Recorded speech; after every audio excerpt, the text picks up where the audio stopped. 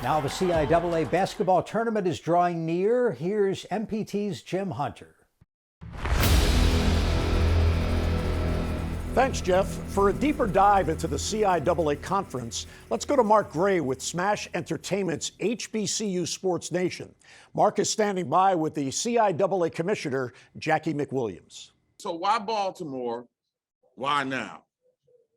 Yeah, so I say, why not Baltimore?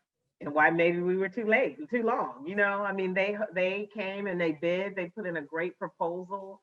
I think the stories that they told in the process, but how they wanted to include us in the history, like we're about tradition, leadership, and community.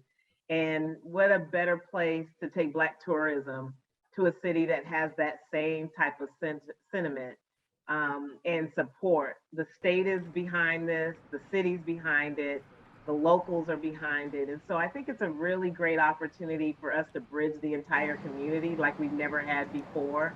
And not that we couldn't have done it here. I think when you're in a place for a long time, people get comfortable and they settle in. And it's really hard to get people to think differently on what your vision is to try. So I do believe the reset in Baltimore was perfect. And what they brought to the table was impressive to the board. A different building than we've been in, Mark, but at the end of the day, I always say, if we were playing in my basketball, if you love CIAA, you'll come to the game.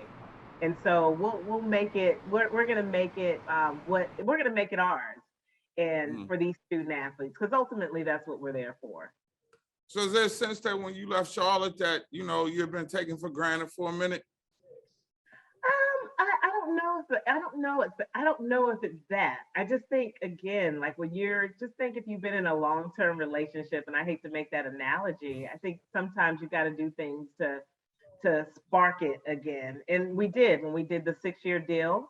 There were some new things that were brought. We were able to clean up some processes and manage the hotel community and all those other things. I think, just in this time, they just got outbid.